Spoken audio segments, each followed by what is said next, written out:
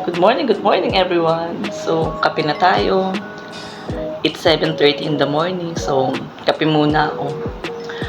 Kape lang ako sa umaga. Wala akong ganang kumain. So, this morning pagising ko, yung asawa ko na bunga ako nandito sa labas. Nagtatabas naman siya ng puno. Wala na naman magawa.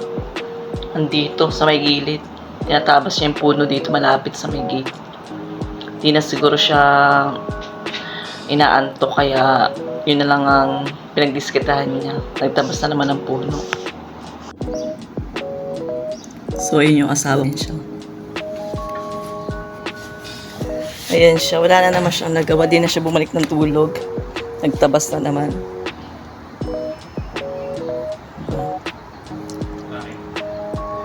Good morning, loves. How you doing?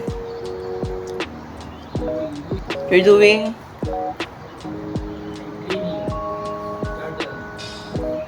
That's good. And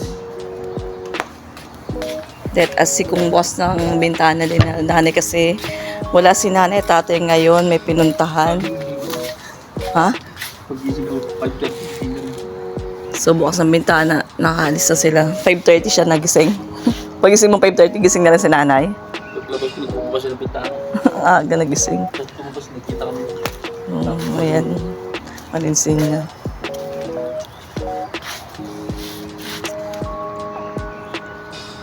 Ito ang kanyang tinabulakala kaya minabuti na niyang tanggalin yung mga bulaklak na nagsisilaglagan.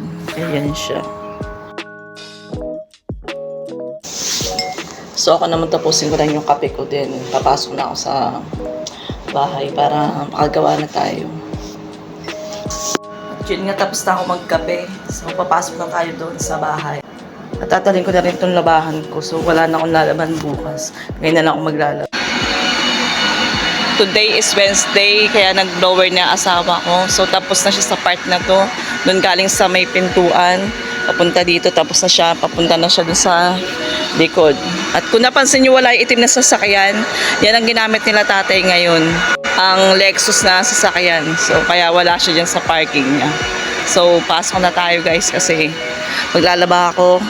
Tsaka titingnan natin kung ano mga gagawin pa sa bahay maliban sa paglilinis ng CR at paglilinis ng sahig. Kung may plantsahin ba kasi parang nagdaba si nanay kagabi pagtapon ko ng basura para may nakasalang siya. Kaya i-check ko din kung may paplantsahin ako ngayon. So tara na. At ayan nga, nandito na tayo sa loob ng bahay. Nandito ako sa laundry area. So lalaban ko muna itong mga damit namin bago tayo magsimula. So, habang may nakasalang ako, may nagagawa pa ako sa taas, diba? Meron parang pabilis yung trabaho. Umalis kasi sila nanay. Wala sila dito, wala si tatay dito. Maliban sa pumapasok siya araw-araw. Pag Monday nandito siya, may lecture siya. So, ngayon, wala sila may pinuntahan. Walang aking alaga, kaya mas maaga tayo magtatapos. Maaga na nga, mas maaga pa. So, ito ang ating mahibagang panlaba, ang first aid.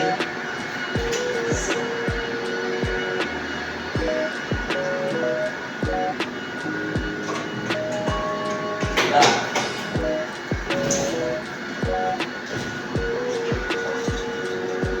Siyempre, ang daw hindi mawawala.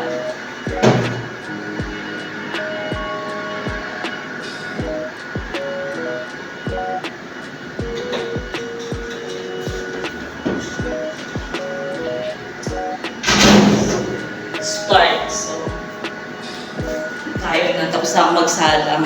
So, yun ba nakita nyo? Laking tipid namin mag-asawa dito kasi libre ang labahan namin. Dito kami pinaglalaban ni nanay. So, libre kami sa sabon, sa downy. Kaya, yun, laking menos talaga namin dito. So, habang may nakasalang ako doon, check natin kung may plantsahin dito. Kasi alam ko naglaba siya kagabi. So, wala. Tingnan nasa dryer yun. Kasi minsan nakakalimutan niya, may mga nakasalang siya. So, check nga natin, guys.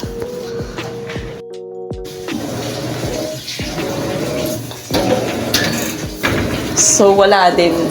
Maka-finold lang yung mga nilaban niya kahapon. So, mag-start na tayo ngayon maglinis. Hindi, check natin kung may naiwan bang hugasin kasi knowing na anay, walang iniiwan yan. So, di ba? Wala. Nalinis na niya yung mga pinagamitan nila kanina. So, ito na lang ang ano niya. Yan nga nakita niyo yung sopa namin, di man na siya nagulo, di ba? Yan din ang advantage ng walang alagang bata. Hindi masyado magulo yung mga kitan sa bahay. Pero yung mga upuan na yan, once a week kong minumove yan every Saturday kasi Thursday night and Friday bumabalik yung mga bata dito. So kailangan every Saturday imumove ko siya para makakuha ko yung mga kalat nila. Minsan kasi sa ilalim yan nandun yung mga laruan nila. Kasi may apo silang maliit pa. Nasa ano pa lang, 4 years old pa lang. Yun ang madalas naglalaro dito sa sahig. Kaya napupunta minsan mga laruan niya sa ilalim ng mga sofa. So ito kung nilalaban ko yung basa na ginamit ko kanina nung nagmap ako. So ganun yung trabaho dito, di ba? Napakabilis lang pala, madali. Dito sa amo namin. Kaya pala nagsitagal yung mga couple nila.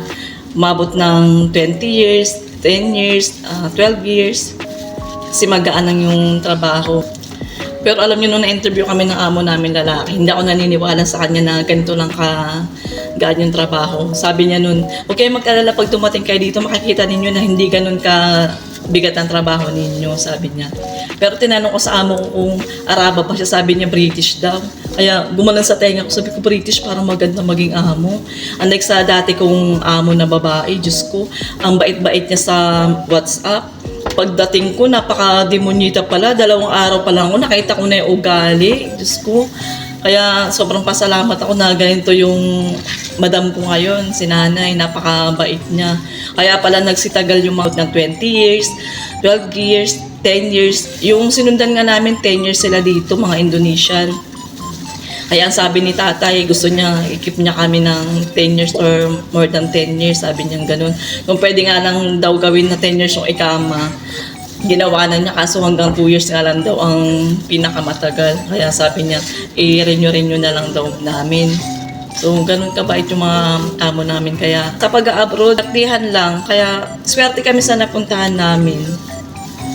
Kaya kayo, bago kayo mag-apply, bago kayo pumunta dito, lalo na sa Saudi, pag-isipan yung maigi kung makakaya nyo ba yung trabaho. Kasi ko sa unang employer ko, talagang ang mas inisip ko sa alis namin na to, mas worse pa doon ang mangyayari sa akin. Kaya mag-a-apply, pag-isipan yung maigi ng maraming beses bago kayo pumirma ng kontrata. Kasi hindi ganun kadali dito sa abroad, lalo na dito sa Saudi. Hindi lahat ng amo ganito sa amo namin. Kaya na-interview kayo ng amo ninyo, talagang kilatisin nyo maigi, tanongin nyo, mga harapin nyo sa pagtatrabaho sa bahay nila. So, yun, mag-isip ng mabuti. Kaya, yun lang muna for today's video. Thank you so much!